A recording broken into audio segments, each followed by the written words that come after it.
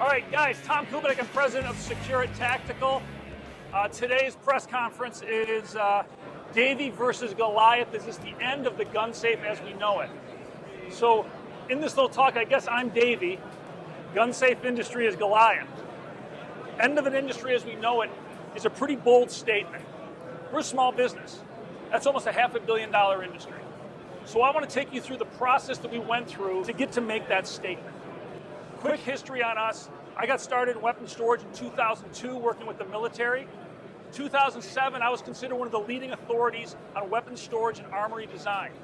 That year, we patented cradle grid technology, working closely with U.S. Army Special Forces. Simple two-piece system that secures firearms in a method that protects the firearm.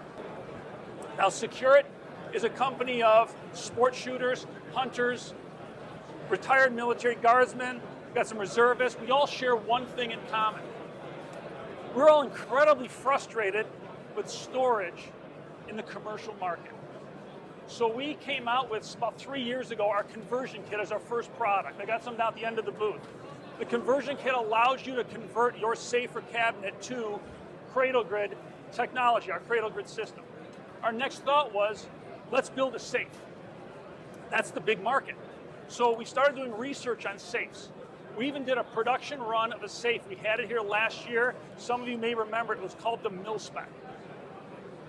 Now, the Mil-Spec was a commercial success. However, what we learned during the process of going through that with the safe and just doing our research got us to a point where we said, we're not going down this path.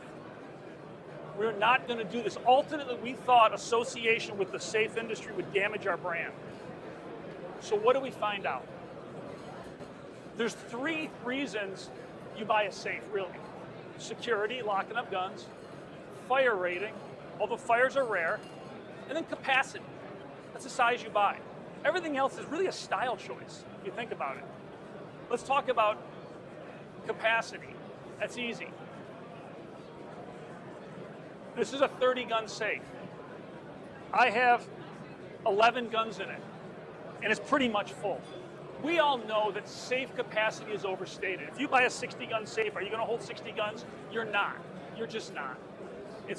Now, I met with the head of one of America's largest safe companies to talk about a licensing agreement or working together on safes. I met with the president and the senior executive team. At that meeting, I brought up capacity because it was a really concern of mine. In the military, if I say 24 guns, you better hold 24 guns. At the meeting, I brought that up, and their head of sales said, well, that's our industry's little white lie. And they kind of blew it off, smug about it. Industry's little white lie. We concluded our meeting. I went back to my hotel, but that really hung with me. Industry's little white lie. Industry's lie. If you've got little kids in school, and the school calls, and they say, your son or daughter is telling little lies in the classroom, and they come home from school, and you ask them about it, and they say, don't worry, Mom, don't worry, Dad, they're just little white lies. Are you going to say, no problem, Johnny, just don't tell the big ones? No, you're not. You're going to jump on it hard if you're a good parent, because you know if a child is allowed to lie, and it's accepted behavior, as they grow older, the lies get bigger. As they become an adult, they can lose the capacity for the truth. Gun safe industry lies about capacity. They told me they did. We've accepted it. We have accepted it. It's happened slowly, but we have accepted it. If you bought 30-round magazines at a store, you go to the range and you load them, they only hold 22 rounds. You call the store and they say, just fit as many as you can. Would you accept it? Or would you return it? If you bought a 12-pack of beer, you got home, there's 9 cans, would you accept it? You would. But capacity we have, and they know we have. Is there anything else that maybe they're being a little over the top with, or maybe not 100% upfront with? Let's talk about security. In gun safes, security is regulated or controlled by Underwriters Laboratory, UL. UL has a series of standards for safes. This is driven by the insurance industry. UL is driven, Underwriters Laboratory, underwriter. That's insurance.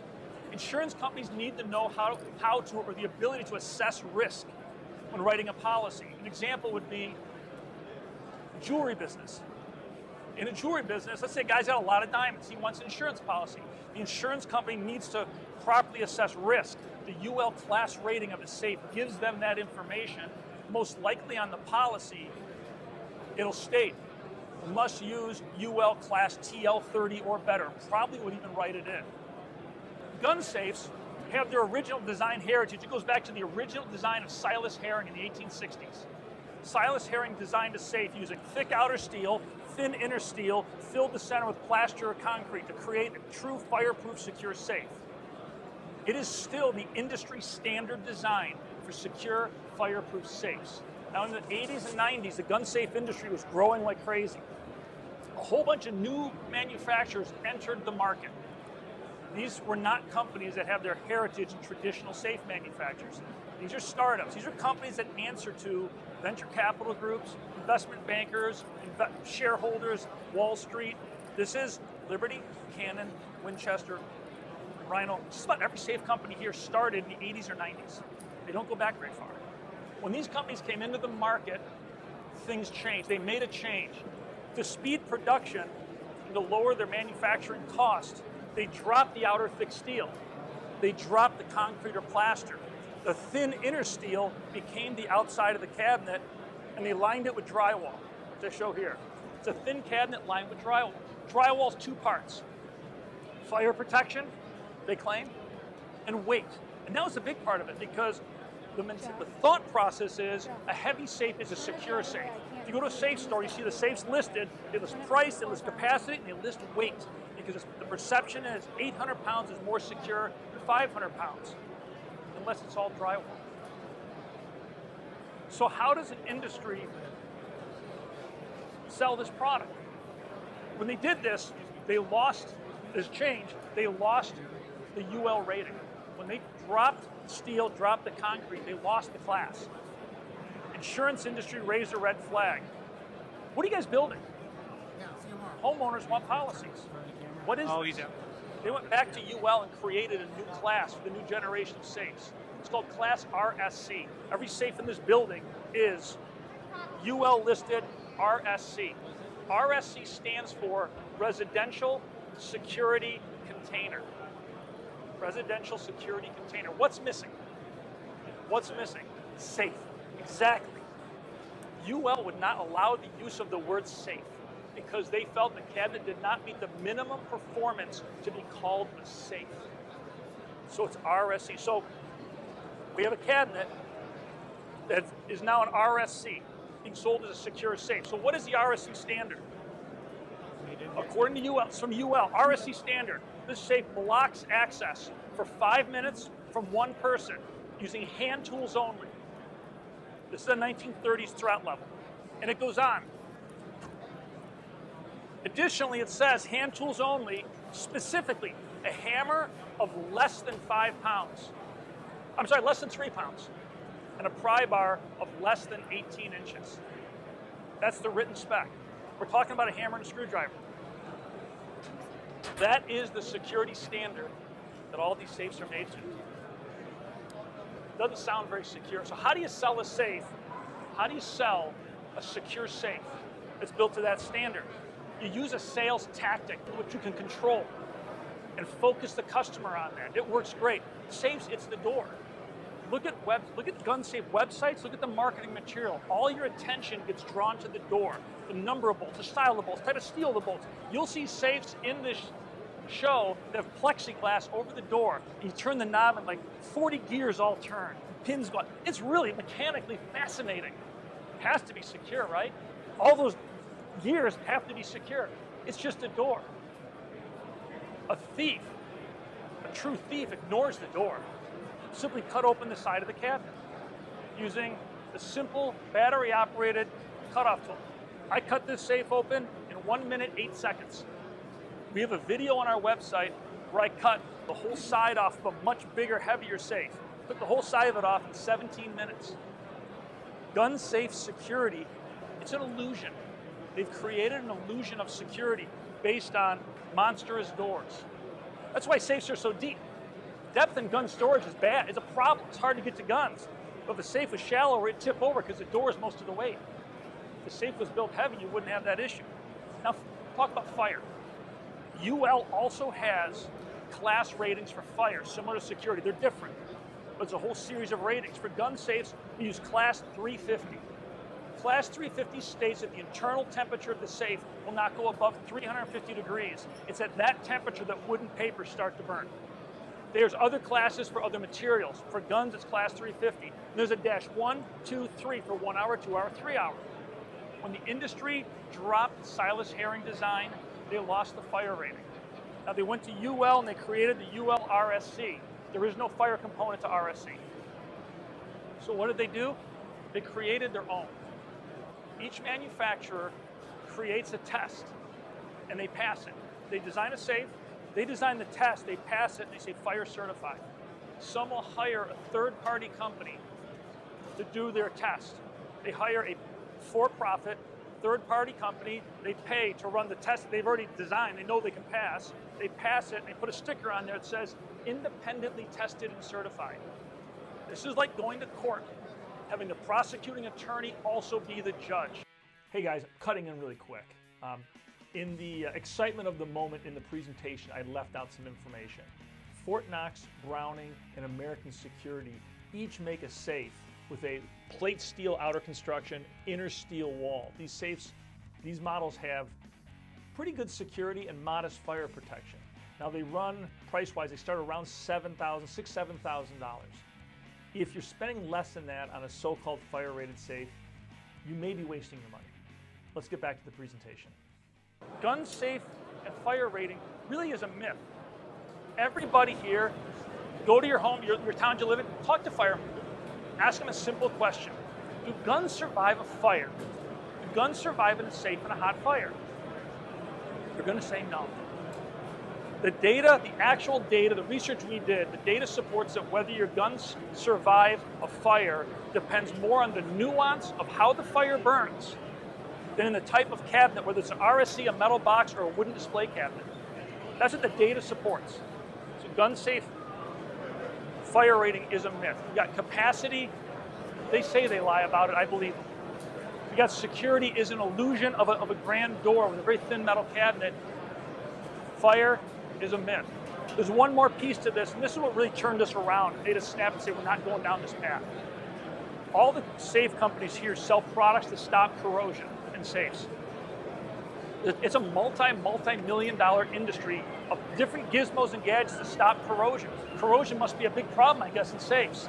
If you talk to an armor, or if anybody's an armor, you know if you properly clean and oil a gun, it doesn't corrode. It shouldn't corrode. My grandfather had a wooden display case. He lives in Buffalo, New York, which is fairly humid, with lever action rifles and shotguns for probably 50 years. Nothing corroded. Shotgun above my fireplace has been there forever. Why? Why do they do all this for safes?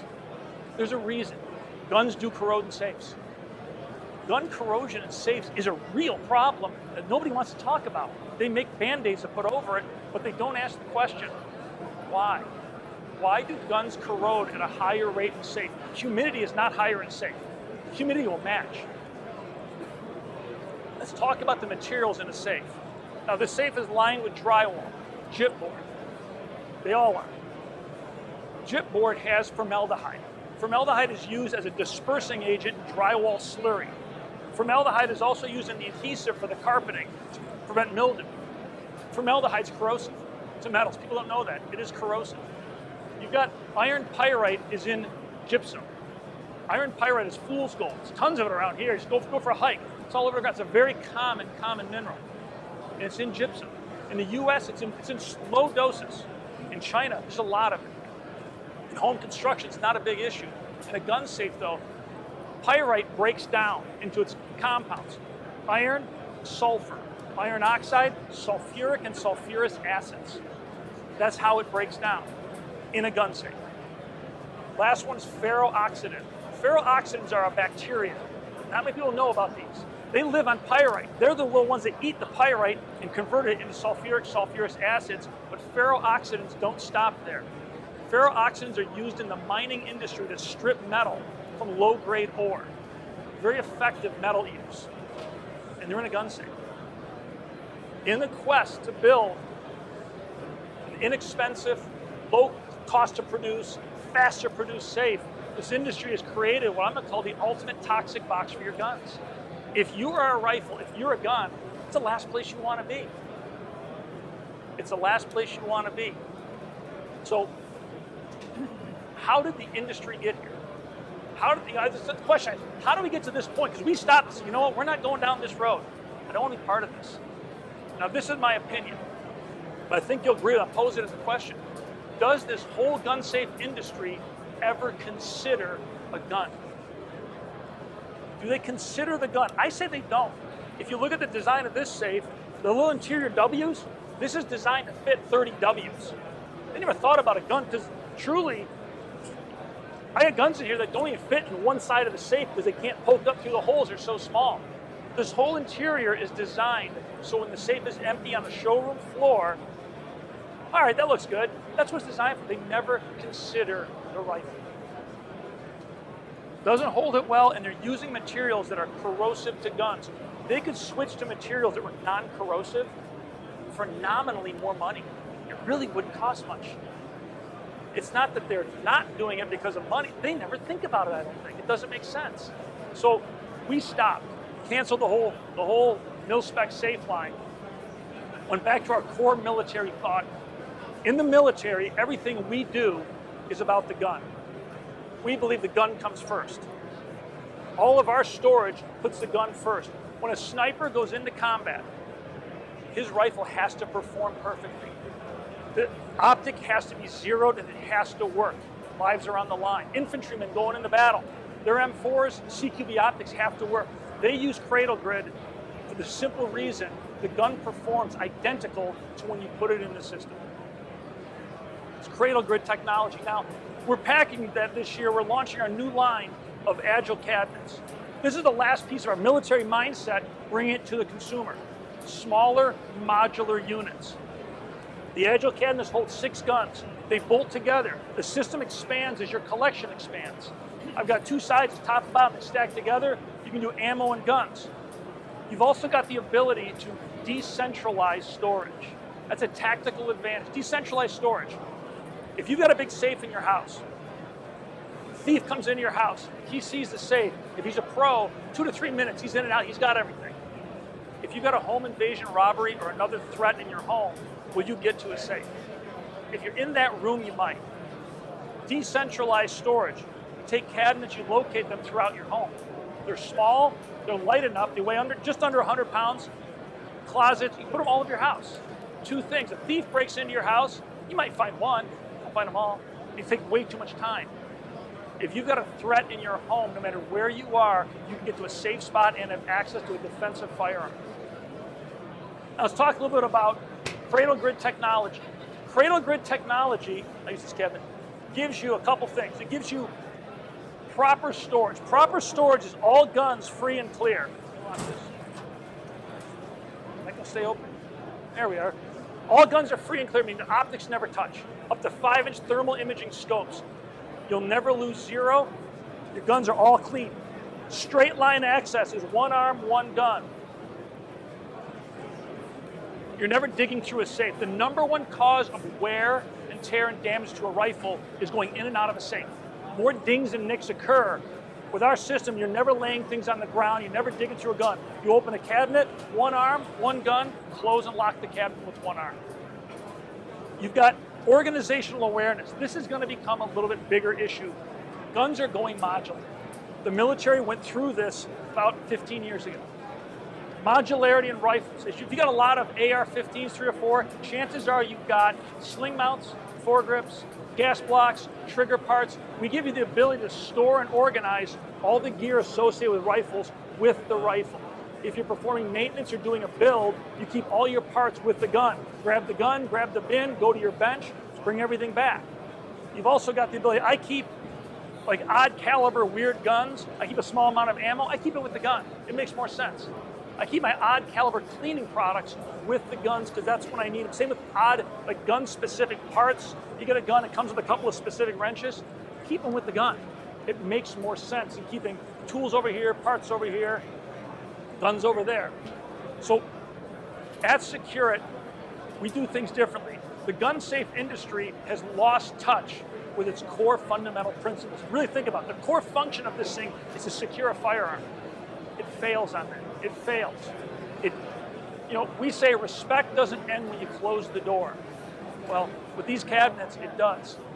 If you're teaching your kids about guns, it's one of life's great teaching moments. When you teach them about respect for a firearm, they're also learning respect for themselves, respect for fellow man. If you're hunting, respect for nature. You come home, put your gun in one of these, you've broken that. There's no respect for a firearm in these cabinets. It just isn't.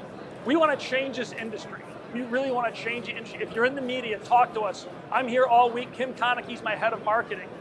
The guns of America deserve our respect 24/7, and they're not getting it. At Secure-It, everything we do, we believe the gun comes first.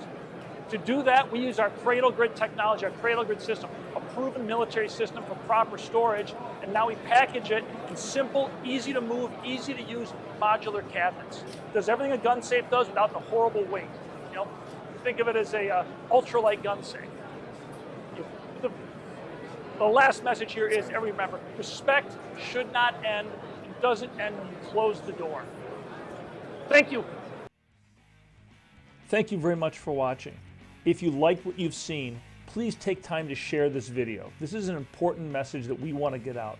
Respect for firearms should not end when you close the door